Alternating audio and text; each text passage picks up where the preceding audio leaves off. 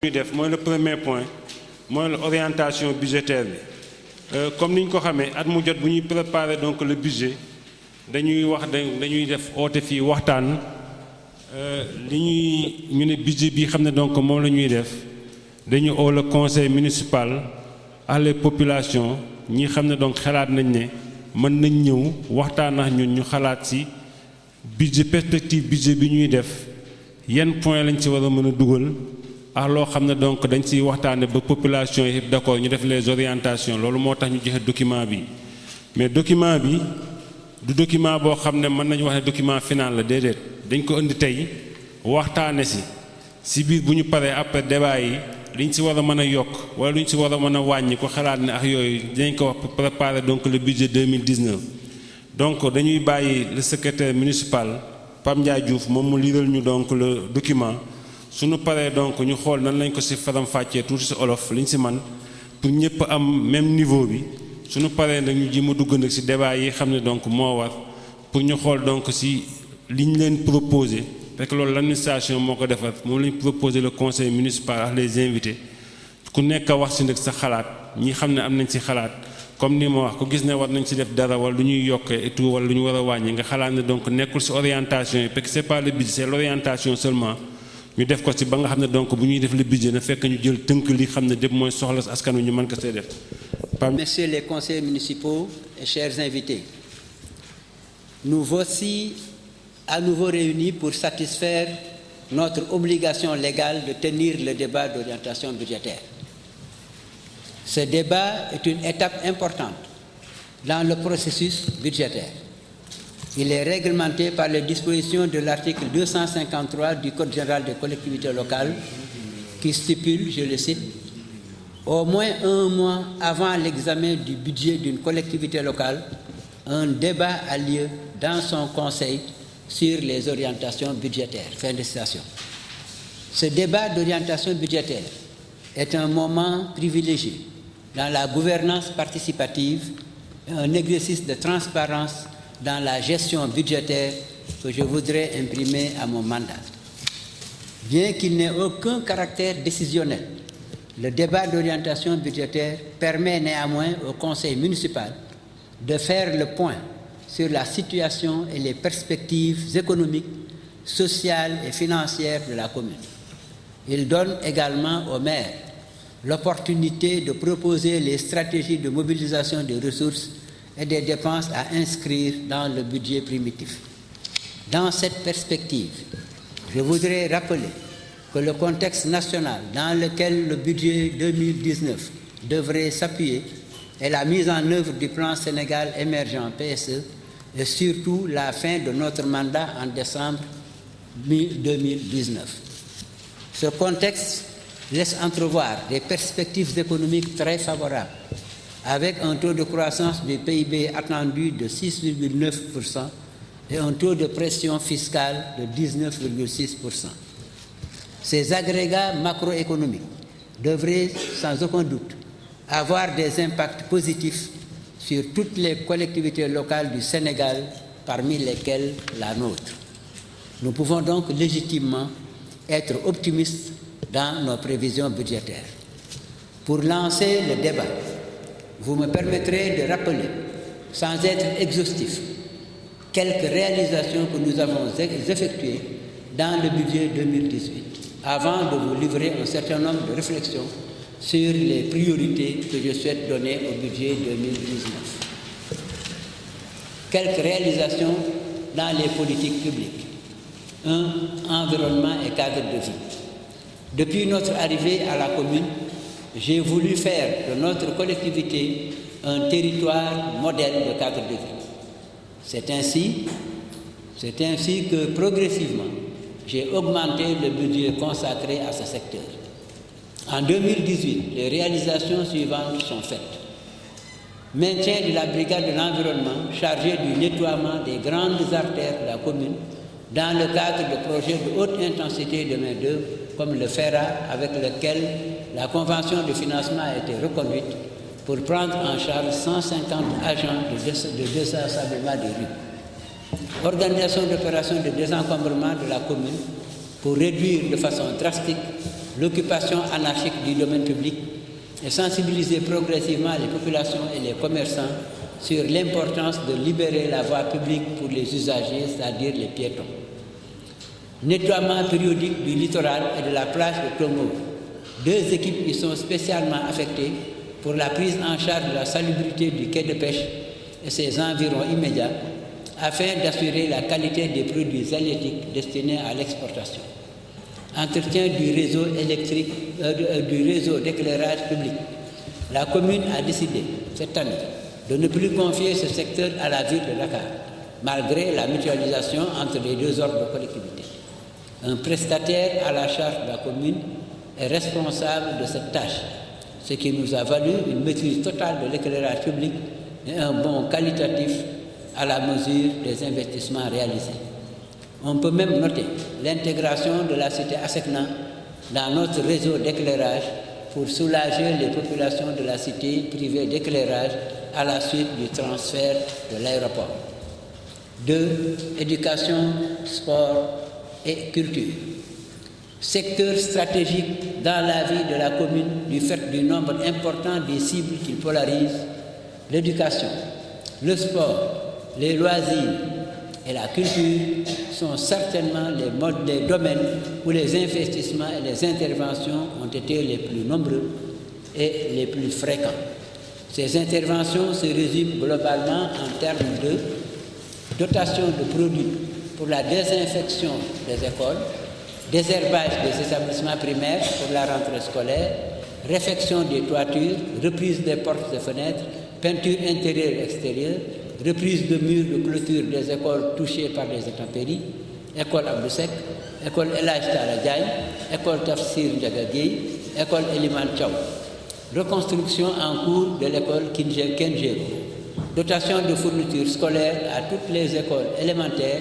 la case des tout-petits, Ortisen et l'école El Hadj Malick Sy. Don d'aide scolaire aux étudiants et élèves de la commune. Subventions et dotations d'équipements sportifs et de trophées aux ASC, aux associations culturelles, à la renaissance sportive de Yoff, aux rameurs, aux écuries de lutte. Appui à l'organisation du Tour Mamdiare, appui des daïras pour l'appel Seydina Limamoulaye, les journées Cheikh Mansour Diouf, le Magal de Touba, le Gamou de Tivaouane, Gamou Ndiassane, Korité de Nimzat, pèlerinage à la Mecque, pèlerinage à Rome, et pour beaucoup de manifestations religieuses, coutumières, sportives et récréatives organisées dans le périmètre communal, etc. 3. Santé, hygiène et action sociale. C'est également un secteur qui polarise les interventions importantes de la commune. Celle-ci se décline globalement en appui financier à des personnes atteintes de maladies graves, appui aux indigents lors des grandes fêtes religieuses, Korité, Tabaski, Tamkharet, Pâques, fourniture de produits de désinfection pour le plan Fagaro 1, 2 et 3 mis en œuvre par le service d'hygiène, la réhabilitation et l'extension des postes de santé de Djamalay, de Apex 1, de Tongour, la construction en cours de la maternité du poste de santé de Ghent d'Agoudan, appui en médicaments au centre de santé Philippe Maguilène Senghor et au poste de santé. Accueil et services aux usagers. Renforcement de l'informatisation de l'état civil par l'acquisition d'un logiciel qui a favorisé l'autonomisation de ce secteur. Extension et réfection des bâtiments de la mairie et acquisition de nouveaux moyens logistiques, 2 véhicules, etc. Réhabilitation en cours du marché central de Yoff. Le bilan global de l'ensemble des réalisations effectuées dans le budget 2018 vous sera présenté dans son compte administratif. Cependant, il convient de constater que dans l'exécution du budget 2018, l'ampleur de la demande en action sociale et pour un meilleur fonctionnement des services nous ont amenés à vous soumettre 2 modifications budgétaires par une autorisation spéciale et un virement de crédit. Cela signifie que nous devons encore faire des efforts dans la maîtrise de nos ressources et de nos dépenses. En termes de recettes, nous avons atteint de bons taux de recouvrement, mais il nous faut davantage explorer les rubriques taxes municipales et impôts locaux pour une meilleure identification de toutes les niches qui nous sont offertes par la mise en œuvre de l'acte 3 de la décentralisation, notamment dans le domaine du foncier. Il sera également utile de mieux mettre à profit les relations avec nos partenaires à travers la coopération décentralisée, ainsi que les partenariats avec l'État central dans le cadre des budgets consolidés d'investissement BCI sectoriels et du PACASEN. Ces partenariats nous ont permis de bénéficier de financements importants pour les infrastructures de la commune. Parmi celles-ci, on peut noter la construction en cours du projet du stade omnisport de Yoff et de l'Institut islamique de l'AN, la réalisation de la maison des métiers avec des incubateurs de métiers de la couture, de l'informatique et de la mode, la place Mamadou Diop, Pencum Yoff, plage BCAO, les forages de Nord Foire et Ouest Foire, le canal d'évacuation des eaux de pluie, les travaux d'assainissement sur la rue Baïdambé. Orientation pour le budget 2019. Notre ambition pour Yoff, mesdames et messieurs les conseillers, se résume à donner à nos concitoyens un cadre de vie décent, à réaliser une politique sociale efficace pour soulager les franges les plus vulnérables de notre population, de mettre à leur disposition des infrastructures utiles et de dernière génération, de promouvoir l'emploi des jeunes et d'un service public de qualité pour tous. C'est pourquoi, en termes d'orientation, mes priorités pour le budget 2019 resteront le maintien du cap déjà enclenché en 2017, renforcé en 2018 et en phase de consolidation en 2019. Le renforcement du secteur social, le développement du secteur éducatif et la promotion d'un meilleur cadre de vie. En résumé, le budget social de 2018 devrait être consolidé en vue de donner à nos concitoyens, à nos enfants, une perspective positive, une perception positive de ce que nous sommes en train de faire. Cette volonté politique devrait se réaliser par des actions concrètes à prendre en compte dans les secteurs suivants. 1. Environnement, assainissement et amélioration du cadre de vie. L'objectif des actions à entreprendre dans ce secteur est de débarrasser notre périmètre communal de tout ce qui pourrait ternir son image de commune propre, d'organiser et de renforcer par la même occasion sa sécurité par le renforcement du nettoiement et du désencombrement de la commune dont les actions phares seront le déguerpissement et l'élimination définitive des dépôts d'ordures, des gravats, des taudis, des ateliers de mécaniciens et autres agents économiques illégalement installés dans la commune et surtout dans la bande verte. Le renforcement de nos interventions au niveau du littoral pour rendre plus attractif et mieux organisé. La lutte contre les inondations dont les projets phares seront l'assainissement global de la commune, notamment les quartiers les plus vulnérables aux inondations, le curage régulier des caniveaux, le règlement du problème des fosses septiques dans les rues de l'Ouest Foire par l'appui au projet des travaux de réalisation des branchements sociaux et au réseau ONAS. La route d'Enat Tongo. La lutte contre l'insalubrité, le nettoiement général et périodique du marché, l'organisation d'opérations coup de poing pour le désensablement, la planification du ramassage des ordures et du désensablement des rues, prévoir des camions pour l'évacuation du sable vers la plage, notamment dans les quartiers comme Sika Playa, la participation à la journée mondiale de l'environnement, l'organisation périodique de journées de Set-Setal dans les quartiers, le maintien à niveau de l'éclairage public. 2. Santé, action sociale. L'objectif des actions à entreprendre est de renforcer les acquis de solidarité, notamment l'assistance et le soutien aux populations vulnérables lors des grandes fêtes religieuses, appel Seydina Limamou Moulay, Tourou Mame Diarra, Pâques, Korité, Tabaski, Magal, Gamou, l'assistance des malades, etc. Et de prendre en charge, dans les limites possibles du budget, les préoccupations suivantes. La réhabilitation, construction, extension et équipement des infrastructures sanitaires et sociales, postes de santé de Nord Foire, d'Ouest Foire, l'équipement des morgues des mosquées, le renforcement de la dotation des médicaments au centre de postes de santé, le renforcement de la collaboration et une plus grande implication dans le fonctionnement au centre de santé Philippe Maguilène Senghor et des postes de santé, à travers les comités de développement sanitaire. La sensibilisation des populations pour les amener à participer à la couverture maladie universelle par l'inscription dans les mutuelles de santé. À cet effet, j'ai pris également un arrêté portant création d'un comité de restitution sanitaire pour la visibilité des actions menées par tous les acteurs de la santé. 3. Éducation, jeunesse, sport, culture et loisirs. L'objectif des actions prévues dans ces secteurs est d'appuyer et de promouvoir l'emploi des jeunes et de susciter leur créativité par la prise en compte des préoccupations suivantes. La réalisation du lycée de Yoff, l'achèvement des travaux de reconstruction de l'école Kinshiro, la réhabilitation des écoles primaires de Yoff, l'attribution d'aides scolaires aux élèves et étudiants de la commune, l'entretien et le désherbage des écoles avant l'ouverture des classes, l'appui à la formation continue des enseignants et la mise en place d'équipes de répétiteurs pour les élèves, l'appui à la prise en charge sanitaire des élèves, l'organisation du forum de l'éducation de la commune de Yoff en rapport avec les services du ministère de l'Éducation et les organisations communautaires de base de la commune, l'appui à la promotion au développement des industries culturelles, l'appui à la formation à l'entrepreneuriat des jeunes, l'augmentation de la subvention à la renaissance sportive de Yoff, l'appui à l'organisation de vacances citoyennes et de colonies de vacances. 4. Autres projets communautaires. Ces projets nécessitent des actions à entreprendre qui ne relèvent pas nécessairement de la compétence de la commune, mais peuvent faire l'objet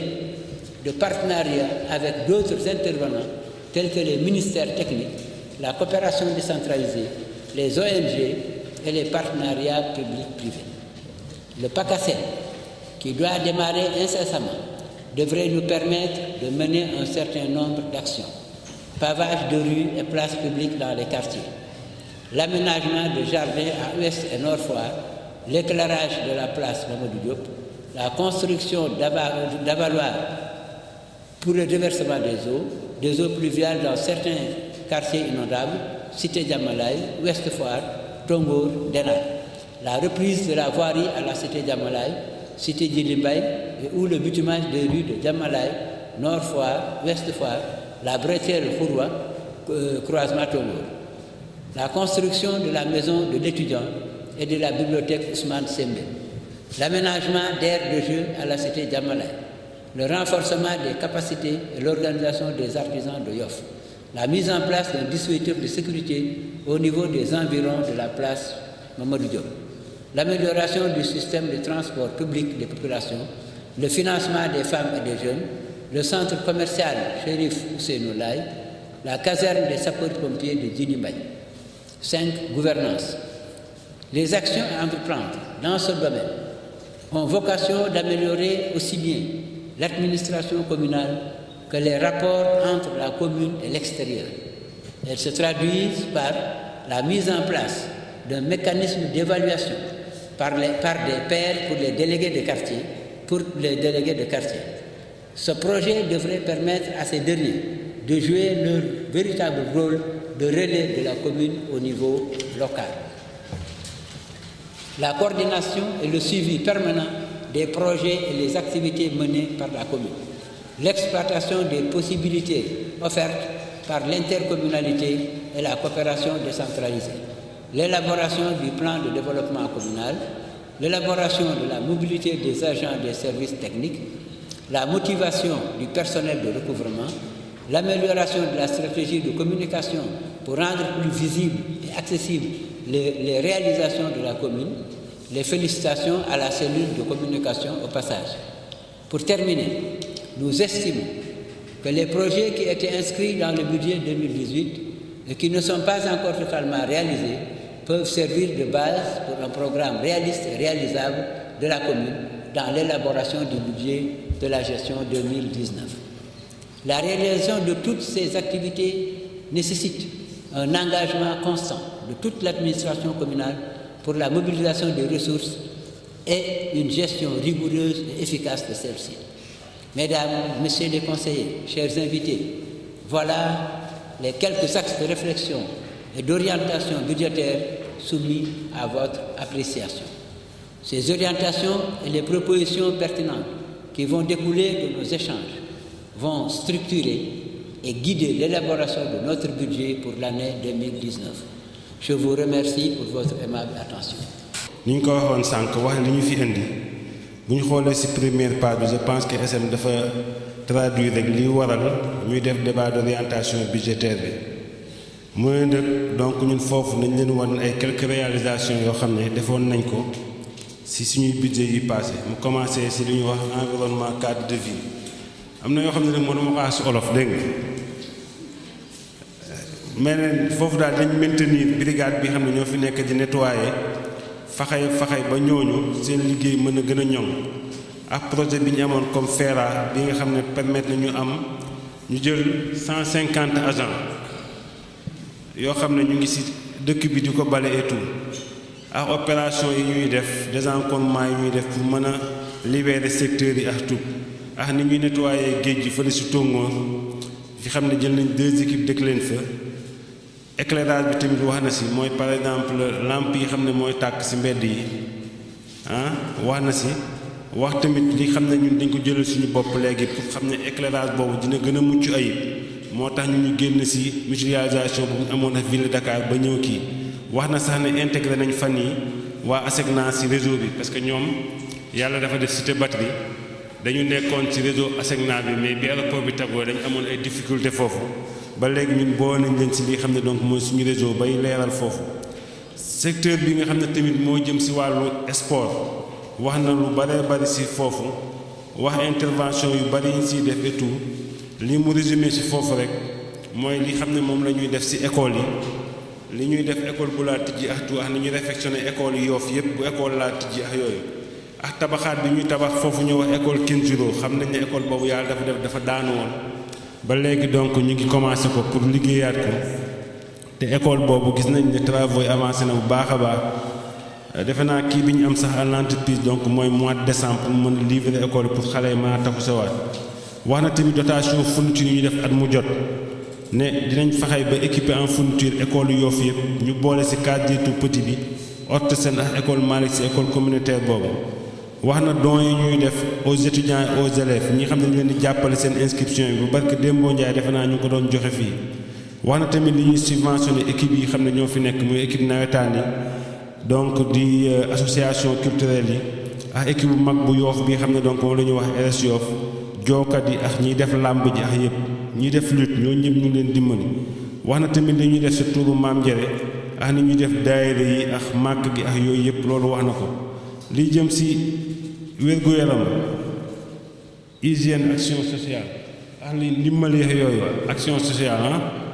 wax na loolu li ñuy dimbalee ñi xam ne dañu am ay feebar yoo xam ne dafa kii li ñu leen di dimbalee ak ni ñuy dimbalee nit ñi ci feet yi li mel ni Korité Tabaski Tamxarit ak Pâques ak li xam ne donc moom la ñuy participer ci plan yi ñu wax ak waa service d'hygiène mooy action yi ngeen di service d'hygiène di ko def yëpp mairie bi da ci passé bu baax a baax pour ñoom ñu mën a liwal seen liggéey wax na tamit fan yi travaux yi nga xam ne moom la ñuy def actuellement ci ni ñu bëgg a yokke poste de santé yi ba xam ne poste de santé yi fi nekk dina gën a yokk gis ngeen commencé nañu ay travaux fële sa Tongoor fële sa Jàmmalaay ak APEXI 1 yooyu yëpp ñu ngi koy defaraat ak poste de santé bi ñuy wax Gent fële si Gent Dagoudane mooy poste de santé Gent Dagoudane bi ak li ñu fiy def noonu non Gent Dagoudane foofu dund naa ñu appuyer tamit waa Philippe Senghor nañ leen di jàppale si garab bi gis ngeen barki démb rek ministre jël na benn lot de médicament bu 10 millions après jox leen ko loolu tamit da leen di jàppale si xam ne moom la ñuy def si li nga xam ne mooy wàllu liggéey bi ñi xam ne donc mooy usagers yi ni ñu bëgg ñu liggéeyee ak ñoom gis nañ donc état civil bi ni ñu ko renforcer def ko informatiser ko ba nga xam ne tey jii commune Yoff lañ gis ne mën nga ñëw léegi taxaw soxlaa këyit boo laa dem yóbbaale sa këyit parce que fu bari da ngay te ñu naan demal 24 heures wala 48 heures et tout ça gis nañ tamit ni ñu réhabiliter donc mairie bi ak ni ñu faxee ba def ay moyens ba nga xam ne ñi fiy liggéey nañu mën a loolu conseil ñoo ko fi jooytu woon pour ñu renforcer leen gis ngeen ñaari oto yu bees yoo ñu jënd temps yi pour jox leen ko wax na tamit si ni ñuy defaraale marché de Yoff loolu wax na ko ba wax ne donc fi mu nekk nii loolu moo tax am na yu bari yoo xam ne di nga gis ci compte administratif bi tey moom dafa jël lii rek wax leen donc ni xam ne moom la bëgg ñu def ko mais am na foo xam ne donc ci taxes yi wax na fi tamit am na rubrique yoo xam ne foog ñu gën ko xoolaat mooy li ñuy wax taxe municipale ak impôts locaux yooyu il faut ñu gën ko xoolaat parce que ay niche la yoo xam ne war nañ ci mën a kii bu baax a baax a baax ak ci domaine foncier bi war nañ ci mën a xoolaat bu baax a baax pour suñu taxe yokku wax na tamit li jëm ci wàllu PACASEN bi defe naa waxtaanoon nañ ci ñun ñii ñëpp PACASEN boobu tax na par exemple ak yeneen yoo xam ne tey tax na ba ñu ngi mën a am ay projets yu mag ak yi xam ne état bi lañ ko séqal ci lañ mën a commencer comme ni ñuy wax mooy statut Yoff bi xam ne travaux yi avancé na bu baax prévôt ba la bu ñuy def mooy institut islamique ba la nekk sa Laayeen lii xam ne mooy maison des métiers bi ñu inauguré bi passé ñu di ci félicité donc waa APEX defe naa ñu ngi salle bi parce que donc ñoom yombal nañu liggéey en partenariat avec l'APEX et l'État bañ defar ko ba xam ne fi mu nekk ñu ngi bëgg a waxtaan ak ñoom sax pour xool na ni ko tijjee ba xale yi mën a commencer ni ñu moderniser donc la place Mamadou Diop gis ngeen ko ñu ngi en cours de chantier place Pencum Yoff place BCEAO ak donc wàllu ndox mi parce que wàllu ndox mi tey dafa am lu bari loo xam ne dafa am zone yu doon ñàkk ndox mais zone yooyu faxee nañ en collaboration avec la SDE parce que fi ñu def forage yooyu yëpp maire bi moo leen octroyé suuf si ñu ko def bañ mën ko def boobu ba jàppale les populations ah donc canal bi xam ne moom lañ fi doon liggéey fii ah donc travaux yi nekk sur la route Baïda Mbeng lii xam ne donc moom la bëgg nag ñu xool ay quelques orientations mooy li ma wax pour ñu gën a leeral mbir mi ci budget 2019 bi loolu donc moo taxoon mu ne ci orientation yooyu bëggoon na lii fi nekkoon na pour 2019 bi ñu mën a xool li ñu commencé woon 2017 ñu renforcer que 2019 ñu mën ko 2018 ñu mën ko consolider en 2019 loolu tey jii mu ne bëgg nañu renforcer secteur bi xam ne social bi parce que social bi gis nañ ne tey jii lu baree bari nit ñi dëkk bi fii seen soxla yi mooy dañuy am ay problème yooyu ñu dañu ñëw di ko jooytu fii à la mairie bëgg nañu renforcer foofu donc ci budget bi ci foofu ba nga xam ne ñun dañ mën a taxaw ci askan wi seen ay soxla yi jëm ci par exemple tey boo xoolee démb ba tey ñaa ngi taxaw fii di wax te ñuy màggali bii ñëw xam naa un mois ñu ne dañuy dem gàmmu ainsi de suite yooyu ak ñi xam ne dañu am ay soxla ponctuel yoo xam ne ci maire bi lañu yaakaar di bind fii maire bi donc maire foofu mu ngi ñaan ñu ji ma yokkaat loolu ba nga xam ne tey ñooñu tey bu ñu ko sollicité nañ mën a am lu ñu leen defal ci éducation bi tamit ñi xam ne donc ñu ngi jàng mi gis nañ ni xam ne tey soxla yi ni mu baree ci xale yi xam ne ñooy jànge foofu tamit war nañ ko mën a xoolaat ak ci cadre de vie mooy li ñu wax pour ñu xam ne donc suñuy wan a nekkin dina mën a neex mooy comme ni ñuy balee mbedd yi ni ñuy defar éclairage public bi ak yooyu yëpp donc daal mu xool li ñu naan un budget social tamit ñëpp xam nañ donc li xam ne moo ci jëfe pour ñu mën a faxee comme ni ma wax daal secteur yooyu yëpp ñu mën ko renforcer bu mën a jàppale nit ñi bu baax a baax donc li jëm ci environnement bi wax na ci perspective yi xam ne moom lañ jëm ci 2019 yi pour ñu mën a xool ci désencombrement bi la lañ ci def mooy par exemple ni ñuy faxay ba mbedd yi oto yi fi nekk yu bon di pavage yi fi ñi nekk ci oto yi ci gravats yi ak yooyu yëpp ñu faxay ba zone yooyu yëpp ñu essayer que déguerpir nit ñi par exemple da ngay gis benn zone mécanicien yi ñëw installé wala yooyu loolu war nañ ci mën a xool bu baax a baax ak dépôt d'ordures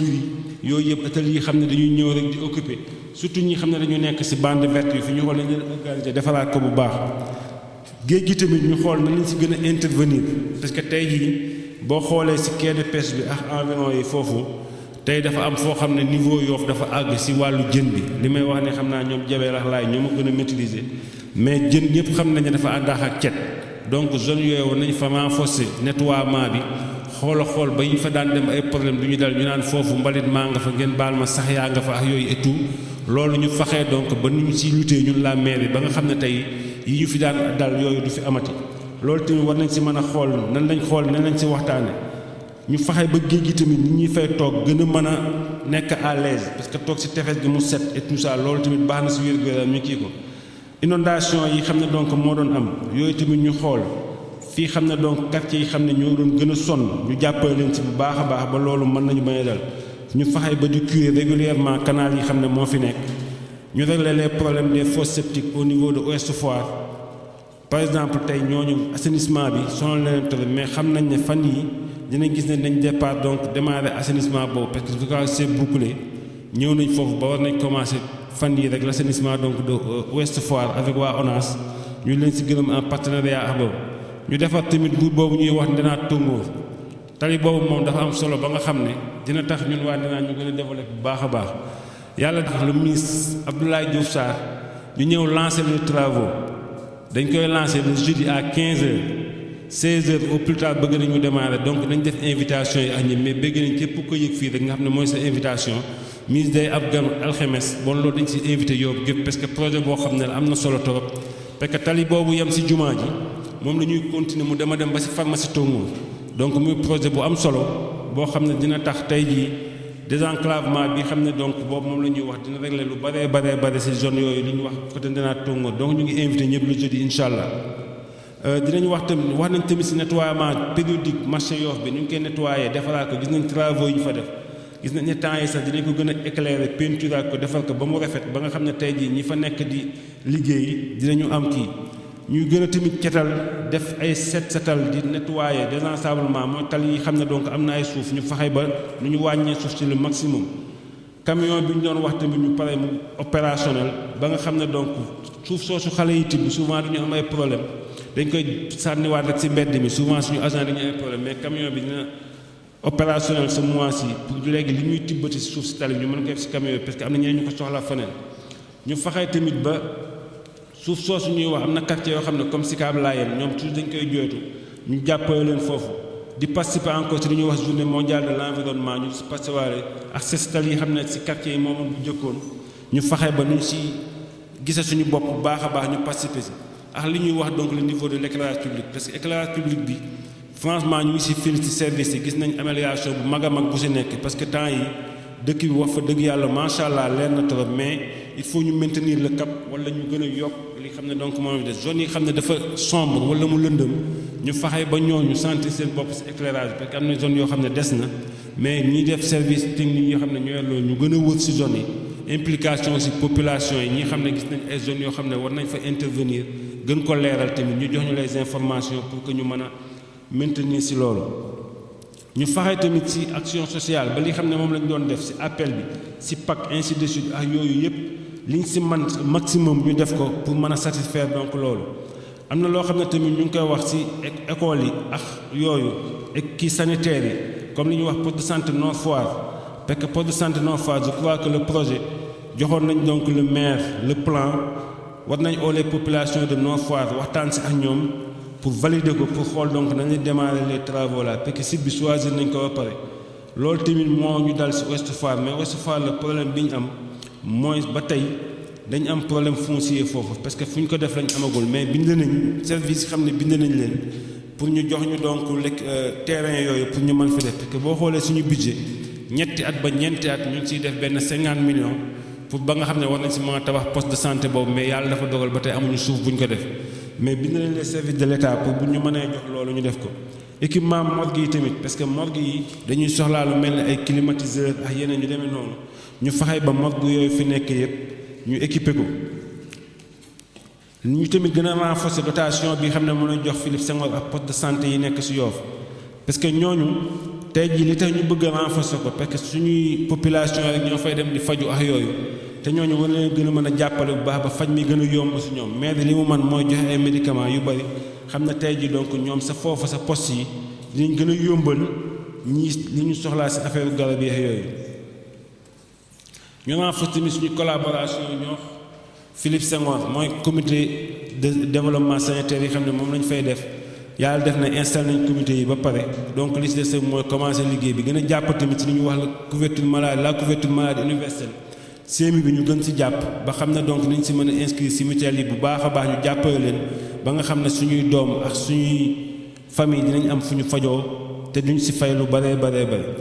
lii jëm ci wàllu éducation sport ak loisir ñu ne am na ci yoo xam ne tey jii war nañ ko mën a xool ba mu mën a àgg te commencé nañ ko par exemple lu mel ni lycée Yoff bi ñu commencé ñu fexe mu pare kenn juróom bi ñuy commencé mooy bi mu nekk Tongoor ñu fexe tamit mu gaaw a pare réhabilitation école primaire yi ñu doon wax attribution d'aide scolaire yi ñu doon élèves ni ñu jàppalee élèves yi ak école bu laa tijji ni ñuy def école yi di ko nettoyer ak loolu lépp ñu jàpp ci formation bi tamit ñu jàpp ci ñu organiser ay forum yooyu yëpp tey jii war nañ ko mën a xoolaat ba nga xam ne tey population nañ ci gis seen bopp culture bi tamit ñu jàpp ci baax a baax jàppale jeunes yi ñu augmenter tamit foofu mën naa fi tax ñu augmenter bu baax a baax la ñu wax li ñuy jox waa équipe Yoff Renaissance sportive de Yoff ñu ngi leen di féliciter ci daaw mais loolu ba tey doyul lu ngeen gën a mën a yokk rek dina baax parce que loolu tamit mooy équipe bi xam ne moo fi nekk ci Yoff ñu jàppale ko parce que war nañ jóge palier bi ñu nekk yéeg beneen palier te doon donc loolu maire bi war na ci jàpp bu baax a baax ak colonie de vacances yi xam ne moom la ñuy def am na yeneen projet yoo xam ne tamit donc tey en partenariat lañ ko defee PACASEN bi ñuy wax war nañ mën a démarrer dina démarrer dans quelque temps mais PACASEN boobu dañ ne woon bu ñëwee nañ ci privilégier li xam ne mooy pavage yi parce que gis nañ ne ñun dañoo am problème Yoff fii ci rue yi bii lu bari mën ñu ko woon pavé gis nañ ne gox yu bari pavé nañ ko mais ñun Yoff amuñu ci woon chance ñu may ñu ci pavage yooyu parce que ville de Dakar ñoo yoon pavage yi ñoom Mamadou Anne mais dañu doon tëb à tout moment ñun waa Yoff xaw ma nag la moo tax ñu doon ñu tëb waa Yoff mais war nañu woon jàppale léegi nag loolu moo tax ñun bi ñu amee PACASEN bi PACASEN boobu benn financement la boo xam ne dañuy financer les communes en matière d'infrastructure la ñuy financer ñun dëkk bi Yoff bi ñu ñëwee ñu ne li ñuy def mooy dañ faxay ba dugal ci pavage yi xool nan la ñu aménager tamit quelques jardins à Ouest Foire Nord Foire nañ lañ ciy guddi mi yokkaale ci éclairage place Mamadou Diop bi ñu defaat tamit zone yi xam ne amuñu ay grilles avaloirs par exemple yi xam ne amuñu assainissement normalement ñu am fu ñu defaree ay système d'assainissement yoo xam ne jàppale leen ci zone yooyu xam ne tamit da doon inondé mais dañ cité woon Jàmmalaay Ouest Foire Tongoor Ndenaat extra mën nañ ci yokk Terme Nord ak faneen mais loolu dañ def nii rek buñ foog ne xam nga gars yi bu ñu gisee léegi Jàmmalaay dañ naan Ibrahima Fall a tax Ouest Foire ñu ne Xadigooy Tongoor xam naa ñu ne Jabel Ndenaat ñu ne Abdounaar bàyyi nañ quartier ci des mais quartier ci la bokk exemple lañ joxe fii donc li wax tamit ñu wax ci tali yi am na zone yoo xam ne war nañ mën a reprendre donc tali yi parce que boo gisee Jàmmalaay am nañ problème boobu cité Jàmmalaay am nañ ci problème boobu affaire tali yooyu ñuy wax Nord Foire am na ko Ouest Foire Bretel ak croisement Tongoor je pense que am na ñu commencé woon sax ba mu ñëwoon tamit waroon nañ ci wax mooy liggéey yi xam ne moom lañ doon def ak waa Promoville mooy yi xam ne donc commencé woon nañ ko demoon projet boo xam ne dañu waroon def tali Ouest Foire bi waroon dem Nord Foire démarrer Jàmmalaay côté yooyu tout ça je pense que gis nañ évolution bi ci nekk ba defe naa léegi ñoom ñu démarrer waat gis nañ donc première maison de l'étudiant aussi parce que loo xam ne ministre moo ko diggoon les étudiants maison de l'étudiant ñu étudiants yi foo xam ne màkkaan la boo xam ne ñoom dinañ ci mën a nekk di waxtaan wala ñuy nekk ci leneen loo xam ne pour étudier wala ñu jàngat seen livre yi foofu mooy donc constitution maison de l'étudiant ak bibliothèque Ousmane Sembène ñu yokk foofu aménagement d'aire de jeu ci zone yi mel ni Jàmmalaay ñu renforcer tamit donc étudiants yi seen capacité ak seen organiser leen boobu baax niveau sécurité bi tamit surtout aux alentours donc place Mamadou Diop foofu xam naa ba pare nag soxlaa ba pare transport bi tamit lu ñu ci mën a am pour améliorer ko pour population yi gën a gis seen bopp na ci baax financement des femmes et des jeunes des hommes doo leen financer góor ñi soxla ñuy financement centre commercial Chérif Ousseynou Laye bi xam ne moo nekk fii ak caserne des pompiers bi xam ne moom la ñu war a def fële ci Djily Mbaye caserne je pense que avancé nañ ci ba pare parce que li ñu waroon mooy octroyer suuf si jox nañ donc waa pompier suuf si ba pare jàkkaarloo ak mairie mooy foofu zinc yi nekk booy dem Jàmmalaay foofu lañ bëgg a def benn caserne sapeur pompier defe naa ñoom am nañ financement bi pare ñun li waroon rek mooy jox leen suuf si mais signal nañ leen donc délai je crois arrêté bi dem na ci ñoom pour xam ne donc octroyer nañ place boobu pour ñu mën fa def li ñuy wax caserne sapeur pompier parce que xool nañ ne Yoff fii caserne bi gënoon jegeñ soit Pastel la wala Liberté 6 xaw ma Liberté 5 ñooñu gënoon jegeñ te aéroport bi léegi parce que taxu na am nañ ay difficulté bon maladie taali bu ay lakk-lakk amee fi wala leneen ñii fii gën a jegeñ ñooy waa Pastel wala waa Liberté 5 Liberté 4 waaw donc man Yoff rek laa xam Liberté 4 donc ñooñu loolu bon loolu bu ñëwee fii Yoff ñu mën a dimbali bu baax a baax ci gouvernance yi nu ñu waxtaanee délégué yi jàppalante bi gën a liggéey ak ñoom ba ñoom ñu gën a xam seen rôle dina ci baax ñu coordonné tamit projet yi xam ne donc moom fañ fi nekkoon mené que par la commune ñu faxee tamit ba li ñu naan intercommunalité bi ak coopération décentralisée bi ñu liggéey ci bu baax a baax plan développement communal bi ñu liggéey ci bu baax a baax agent yi tamit ñu faxee ba ñu amee seen condition ak personnel de recouvrement bi franchement ñuy félicité bu baax foofu mën naa fi def benn mise au point ci suñu personnel de recouvrement parce que dafa am ay recettes yoo xam ne mairie moo koy jël directement am na yoo xam ne c'est le percepteur qui le gère moo ñu jël recette yi mais yàlla def na li xam ne maire yi moo koy jël directement suñu agent yi tey boo xoolee mooy li jëm ci timbre yi li jëm ci juuti bi li jëm ci ODP bi ak OVP yooyu yàlla def nañu ñoo koy recouvrer mais suñu agent de recouvrement tey bi ñu defee suñu réunion yooyu yëpp dépassé nañ les 80% de recouvrement donc loolu réussite la donc au niveau de la commune de Yoff loolu ñu dimbali ba fi mu nekk nii yàlla def na agent yi fi nekk yëpp plus de 500 emplois yu fi nekk masuñu tardé weer wuñu leen fay ñu félicité donc l'administration parce que ñoom balaa le 2 le 3 na fekk ñu fayeku li ñuy fayeku dem donc loolu bu ñu ko mënee agent yooyu recouvrer moo tax ñu mën a liggéey loolu ci lu bare foofu tamit ñuy wax ci communication bi ñoom ñu ngi leen di félicité bu baax parce que lépp loo def communication moo koy génne ñu faxe ba communication boobu loolu ñu mën ci am ay jéego yu baax a baax loolu daal defe naa mooy li nga xam ne tey jii ñu ne budget boobu ñuy def war nañ ko mën a xool ci programme boo xam ne dafa réalisable pour permettre ñu defar budget bi ñuy wax 2019 comme ni ma wax donc point bu yi day loo xam ne mën nañ ci waxtaanee parce que tey administration bi lii la gis ne tey buñ ko kiiwee war nañ ci mën a liggéey mais tey boo gisee débat bi premier point bi ñun ñëpp ku ci nekk yaa ci am xalaat xam nga dañ ne bu doon conseil municipal nii rek c'est autorisé au public mën nañ ñëw waaye duñ jël kàddu bu dee conseil municipal boo xam ne moom la ñuy def mais débat d'orientation bi municipal conseil ak public bi ñoo ci am bon de kàddu gi après buñ koy joxe wala kenn ku bëgg loo bëgg ñu yokk wala loo bëgg a leerlu et tout ñi nekk salle bi ku nekk am nga droit tey jël kàddu wax ne man kat gis naa ne li ñu wax nii baax na waaye bu ñu ci yokkoon nangam dina gën a baax ñu xool na kayit googu yëpp nan lañ koy tënkee comme ni SM wax xam naa mu ñuy neexal dafa bëgg ñu valider que pour bu ñuy dem sali nee ne ñu mën a àggale yi ci foofu mais tey dañ ñëw rek ubbi ko nii mais mën nañ ci def un débat waxtaan ci tënk li xam ne moom la ñuy tënk lépp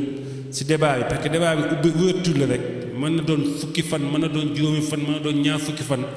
mais tey dañ koy ubbi fii même sax buñ ko ubbee fii parce que kenn mën di dem këram bu mu nekk mu bind ne man kat maa nga woon fii mais bëgguma woon wax mais xalaat naa ne tey jii lii wax lii bu ngeen ko ci yokkoon wala ngeen def ko kii boobu sax bu ñëwee dinañ tenir compte ci loolu nag moo ñuy permettre ñu defar budget bii xam ne mooy doon budget 2019 bi xam ne donc moom lañ jëm ñu bëgg ko def budget boo xam ne comme niñ ko waxee ci ni mu tënkee ci di boo ko tënkee bu baax a baax dañ koy def un budget boo xam ne malgré que dinañ def lu bëree bëri mais il faut ñu insister sur le plan social lii tax ñu dañu insister sur le plan social mooy gis nañ ne tey askan wi am na ñoo xam ne ñu ngi fi sonn nañ torop am na ñoo xam ne tey seeni problème mënuñu koo jooytoo fenn fu dul maire lañ mën a bind bu ñoo def suñu courrier maire yi boo jotee 20 courriers au niveau de la commune 12 courriers yi li mu lay wax ku feebar la di laaj ndimbal wala ku nekk sa ay tolof di laaj ndimbal te loolu chaque jour que jëfee lay ñëw tey bu ñu leen mënoon suñu courrier tey rek bu ñu ko évalué woon mu doon 20 courriers comme ni ma leen wax 12 courriers yi ci loolu la jëm te donc loolu war nañ ci def ay jéego yu mag a mag parce que population yooyu loolu moo tax ñu nekkal leen fi ñu gën leen mën a jàppale seen ay préoccupations yi xam ne donc moom la ñu nekk je pense que loolu moo tax bu ngeen xoolee sax am na loo xam ne siwaluñu ko mais parce que démb rek je pense que xaw ma démb SM maire génne woon na defe naa 30 millions lañ génne ñu ko commencé woon jox ñi fi amoon ay demande pour ñu commencé tamit jël am na yoo xam ne matul à tout moment ñuy oo nit ñi ne leen naan kaay leen ñu ngi joxe fële sa maire bi social mais loo xam ne tamit sutura da ci baax mais ñooñu yàlla def na sutura ba xaalis bi sax duñ ko joxee fii ci maire yi dañ leen di jox seen ay mandat maire li mu man mooy def mandat ne maintenant fukki junni abdunaar moom nag mooy dem sa percepteur ak carte d'identité mu dem jëli ko donc sutura ci foofu mooy que ñoom duñ ñëw sax jël ci fii dañ leen di war a jox leen kii ñu dem perception xam naa bu ñu doon joxe xaalis fi sax mën nañ foog ne leneen ak leneen am na ci mais transparence bi sax mooy le percepteur tey mandat bu ministre def ci Djibi Samb Djibi moom moo ko mën a jëlil boppam fële sa perception maire mënatu ko jël abdunaar mënu ko jël SM mënu ko jël donc foofu tamit lu ñu ci gën a mën a jàppale ni ñu jàppale leen pour wax ne tamit li xam ne tamit tënkoon nañ ko ñuy ñaan yàlla rek yàlla dimbali ñu ba chantier yi xam ne moom lañu ubbi woon ñu commencé ko yàlla dimbali ñu mën ko jeexal ci at mi ñuy dugg nii wala donc balaa fin d'année lu mel ni Stade Yoff parce que Stade Yoff actuellement l'entrepreneur joxe na deadline nee na incha allah février dina ko livrer boo ngeen gisee donc foofu tamit affaire yi gënoon yeex mooy que bu ngeen xoolee projet initial bi nekk fii gazon naturel moo ci nekkoon bañ def le budget ba consolider ko ba def lépp ba pare techniciens yi ne gazon naturel dafa am lu bari lu mu laaj entretien bi déjà doon na métti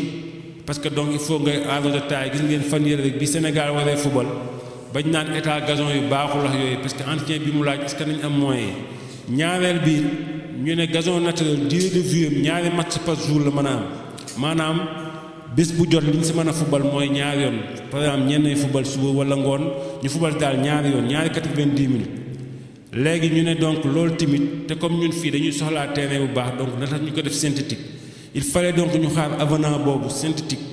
te tamit foofu dañ siy féliciter le ministre le maire Abdoulaye Diouf Sarr parce que projet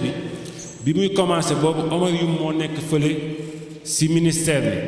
bi yàlla def Omar Youm bi mu ñëwee dana le ministre mën naa jàppale Yoff mais turbine laa leen di defar projet initial bi turbine la woon ñu def rek benn turbine bu fa nekkoon toj ko defar benn turbine pour def bàyyi ni terrain bi meloon et tout ministre tamit nangu comme dañ ko doon maire mais yàlla def bi mu demee moom mu remplacé Omar Youm foofu si la inscrit si projet bi ba mu nekk première phase bi mu nekk loolu deuxième phase bi tamit le président dañ ko si gërëm bu baax parce que bi ko Ablaye jootoo dugalaat na si 1 milliard et quelque pour ñu mën a def léegi synthétique bi defal donc projecteurs yi yëpp ba xam ne terrain bu pare dina mucc ayib mais l'entrepreneur jot na kayit yooyu yëpp te jox na donc le ministre nekk incha allah naa xëy ba fin février wala balaa fin février xam naa bañ laa politique wala campagne mu jox ko terrain bi donc loolu tamit ñu ngi siy ñaan yàlla defal ñu yóbbu ñu seex jàmm ñu mën ko pare ak yeneen projet yi xam ne moom lañ lancé au niveau de la commune ñu mën a fexe ba projet yooyu yëpp fexe nu ñu ko àggalee parce que tey jii àggali sumb ay projet te àggul yàlla ñu si yàlla musal donc li ñuy ñaan mooy projet yooyu ñu ubbi yëpp ñu àggali ko ba nga xam ne donc dina tax ne xar kanamu Yoff dina changé waat lu bari ñun moom loolu mën nañ si wax lu bari parce que yàlla dafa dogal ñu ngi yëngu si RS Yoff ñu ngi yëngu aussi si nawetaan yi bu ngeen xoolee actuellement nawetaan dafa soof au niveau de Dakar boo fubalee di nga toog 1 mois sa zone door a fubalaat dafa dem a dem ba nit ñi sentirituñu sax ne xale yaa ngi fubal nawetaan dañ naan tey waa Ndenaat fubal nañ zone 6 am nañ ñetti jours ñu programmé suñu match fi mu nekk ñu ngi amaat journée après màggal te bu ñu fubalee dañuy toogaat presque weer di fubalaat moo tax nawetaan yi dem ay février ba mars ñuy fubal rek parce que amaguñu fi woon fubal ndakaaru gépp benn stade la ñuy fubale mooy stade Iba Mar Diop donc y a 15 zones yoo xam ne dañuy rang ku nekk bëggee jël ñetti fan xam nga 45 jours la donc loolu pour nga fubal day metti donc bu yàlla defee lu mel ni stade bi pare dina pax suñu équipe yooyu mën a am kii te dina tamit RS Yoff gi xam ne yàlla dafa def boobu ba léegi xam naa ngeen ñaanal ñu bañ ko yoree ba léegi mën ñoo dépassé fi ñu nekk parce que tey jii dañuy am problème parce que ñun bu ñu recevoir pour RS Yoff ñu ngi dem Géejawaay ñii dañuy dëkk Yoff sax duñu sentir ne équipe baa ngi football parce que tey pour nga passe dem football rek il te faut ñaar téeméer wala ñeenti téeméer donc nit ñi amuñu ko te loolu tamit dañu permettre jeunes yi ak waa Yoff gépp seen sport mën a développé donc daal yooyu laa amoon lu ma siy wax ne xam ne donc ñu ngi ñaan ñëpp comme ni ma ko waxee si débat bi ñu ubbi nii képp ku am xalaat goo xam ne budget bi tamit antal na ko parce que tamit ñu wax loo xam ne suñu budget naka antal sur le plan des investissements et tout ñu xool loolu ñu xool lan lañ si mën a def ak sur le plan social ñu waxtaane ko tënk loolu lépp def ko si orientation pour mën ko def si budget bi xam ne moom la ñuy def mooy le budget 2019. dañ ne débat d'orientation te ma gis ne vraiment présentation document bi mën naa wax ne ëmb na lépp maanaam ubbi na bunte yëpp donc si loolu ñu siy profité di leen féliciter l'administration parce que vraiment war nañu yoon bi man jàpp ma ne sax am na leneen lu ñu si war a yokk lu dul bu ñu demee jël bunte bu nekk rek dolli si liñ si xam di féliciter effectivement le bureau municipal donc puisque débat d'orientation la ñu wax ñu ubbi ko tey rek donc dama noonu naa si sànni loolu gën yëgal. man bureau municipal bi dama leen di féliciter avant tout di féliciter suñu maire Abdoulaye Diouf Sarr ñëpp xam nañ ni Yoff bougé na réalisation yi bari na projet yi bari na yàlla nañ ko eggaleeg suñu sago léegi nag vraiment débat bi kii bi ñu def orientation bi presque touché na fu nekk waaye man damay waxal sama cité jàmmalaay ñu daal tant que gis ñu ay route ak i pavage du ñu kontaan 5 ans ngi ma di ko wax Ibrahima Fall xam nga ci dara ñoom bu doon ni benn yoon sax ñu tracé ko balay mandat bi jeex doon na baax loolu daal nañ ci bàyyi xel xam nañ nag ay route yooyu vraiment du compétence su maire waaye am na ay partenaires am na dugg yàlla na ko yàlla jàppale ba jàmmalaay gis seen première route ci magistère Abdoulaye Diouf Sarr. municipal bi wax dëgg yàlla Yoff jëm na kanam ñu ngi ñaanal monsieur le maire yal na yeggale ak sagoom ñun man nag dama dégg ngeen wax yépp te waxu leen tali bi jóge fédération ñëw fii yegg leen ci Ouest Foire ma leen di ñaan itam ngeen bàyyi ci xel ndax tali boobu yàgg na lool ku ma taseel dama naan waaw seen tali bi kañ lay yegg di leen kii itam di leen fàttali itam pavage assainissement curage des canaux yépp daal ngeen bañ ñu cee fàtte di leen fàttali itam jaaykat yi nekk ñii ci rue bi marché bi à chaque fois dañuy lal dañoo wax a wax ba bëgg a dee dangay gis ku ñëw lal ci buntu bitiki jàmbur di jaay te loolu yépp day yàq marché di leen fàttali itam marché bi nettoyage bi. asalaamaaleykum waa ku nekk maa ngi lay nuyu sa tur ak sa sant di remercier bureau municipal bi si liggéey bi rafet na macha allah di remercier monsieur le maire aussi vraiment di ko féliciter monsieur le maire ñun Nord Foire tali dañuy xaar bu yàgg ba dégg chaque année ñu wax dañuy defal ay tali mais gisuñu parce que suuf si bëri na foofu et en plus tamit école japonaise buntu école japonaise bu tawee dafay inondé actuellement il y a 15 jours ñu mët ñetti camion suuf dafa kii xeer dañu ñëw sotti foofu ay garawa man sama gannaaw nekkuma fa woon dañ may woo di ma ko wax oto bi dafa dem yoonam ma nga noonu woo naa Njaay Jéen waxoon naa ko aussi itam kuy tabax si Nord Foire ñu si bëri dañuy def garawa seen buntu kër boo waxee ñu taskan dañuy dal fi mu nekk tali yi dafa xat ba nga xam ne dañuy sotti garawaay foofu leen nag maire yéen ñu si gën a dimbali man li ma mën mooy di leen woo di leen wax nañuy taxaw ci loolu parce que tali yi xat na Nord Foire ñiy tabax seen kër di sotti garawaay foofu bu ñu waxee ñu taskan dañuy dër finalement oto yi amuñu fu ñu aw loolu laay ñaan ñu jàppale ñu si bu baax. salaamaaleykum merci monsieur le maire bon man nag li may wax monsieur le maire wax nga ko sànq wax nga fi ne maire bi dafay appuyer Philippe Senghor ak poste de santé à hauteur de 10 millions lu mol noonu su ko maire bi def c'est pour que population bi sentir ci seen bopp mais li ñu seetlu mooy les gens dañuy ñëw fii à Philippe Senghor pour benn ECG rajo booy def à 5000 francs tu as des difficultés alors que yéen a ngi leen di subventionné ñu war a mën a jàppale nit ñi ils le font pas defuñu ko te loolu jaaduwul même un élu da ngay ñëw bëgg fii benn intervention boo xamante ne 3000 2000 on te refuse ça alors que nous avons voté un budget pour les appuyer c'est anormal beneen bi mooy ñu ngi leen di remercier si document bi c'est exhaustif comme ni ko Djibé waxee mais du ñàkk aussi li ñu constaté ñu di ko wax pour améliorer situation yi fi ne parce que problème bi c'est un problème de santé moo sonal nit ñi fi donc man j'aurais préféré même subvention yi ngeen di ko def ngeen seet pandémie yi nga xamante ne yi ñoo gën a sonal xale yu ndaw yi ñu def ko foofu orienté ko pour que au moins ñu ne ci biir lii jël nañu xale bi en charge orienté xaalis bi mu jëm foofu parce que des fois da ngay ñëw tu as vraiment des difficultés ay xale yu feebar yu kii ñu tëral leen di la wax andi lii wala duñu la faj mais yooyu vraiment dafa war a jóge fii dafa war a jóge beneen bi mooy wàllu éducation wax ngeen ne da ngeen di installer une équipe de répétiteurs pour les élèves c'est très bien parce que ñëpp constaté nañu ne y a trop de grève donc quantum horaire bii nga xamante ne moom la xale yi war a jàngee dafay manquer et là moi je vais proposer plus que su fekkente ne la commune mën na jël pendant les vacances organiser ay cours de vacances pour les élèves pour que au moins faiblesse bi nekkaale ñu mën ko rattraper et à l'ouverture prochaine ñu mën a nekk au niveau loolu ce serait vraiment dina baax. Bon, assainissement bi je sais, tout le monde sait que ça ne relève pas de la compétence de la mairie, mais entre collègues ministres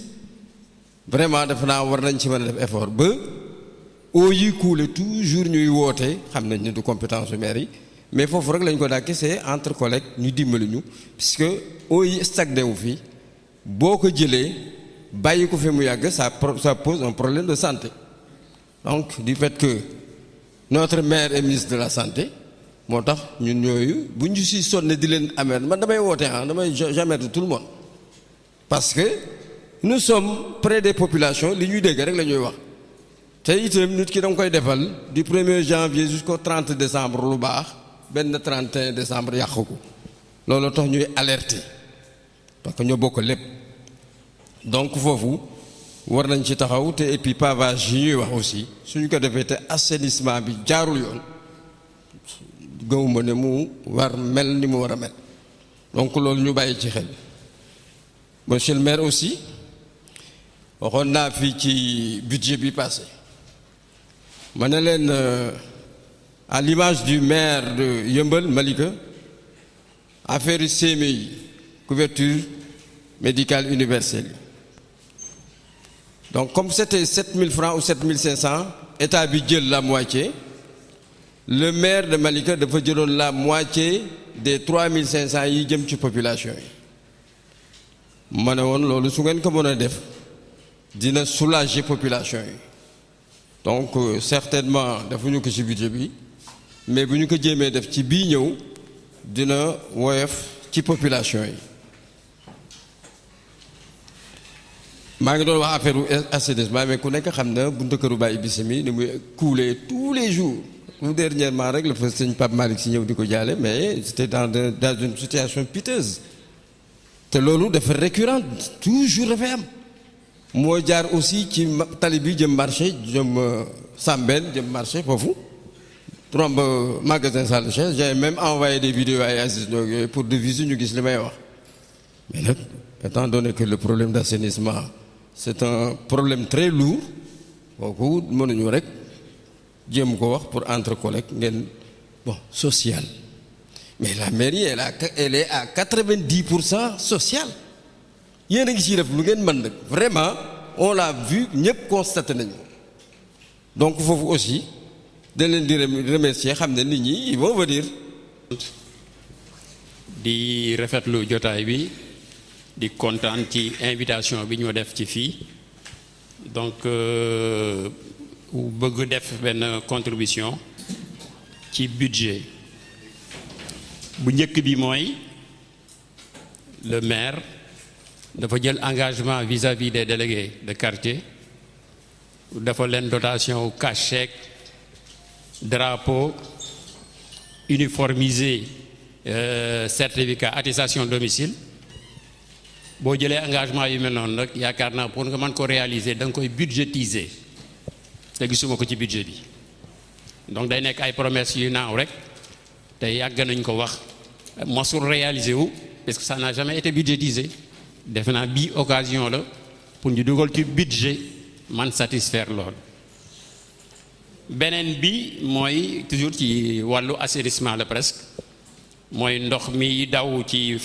APEX yi fële booy tourné jëm cimetière yi xam naa ne dis na lool mais yaakaar naa maire yi war na xaw a budgétiser dara pour mën di def ay action foofu bi may ñëw léegi nii ma ngay sotti donc foofu bëggoon naa maire yi daal ci budget mu jéem prévoir foofu yenn action yi mu war a mën def pour foofu. beneen bi troisième bi moom comme ñu ngi wax pavage APEX yi ci artères yu mag yëpp ci APEX yëpp amoon na dossier bu ma defoon ak le maire de Dakar ba ñu d'accordoon ficelé ko ba dossier bi nekk en instance malheureusement commune yi ñëw ñu ne seen maire yi moo war a toppatoo loolu mu demee ci assainissement bi nag ñun on a un dossier boo xamee ne c'est déjà ficelé pour l'ensemble des artères yu mag ci biir APEX yi.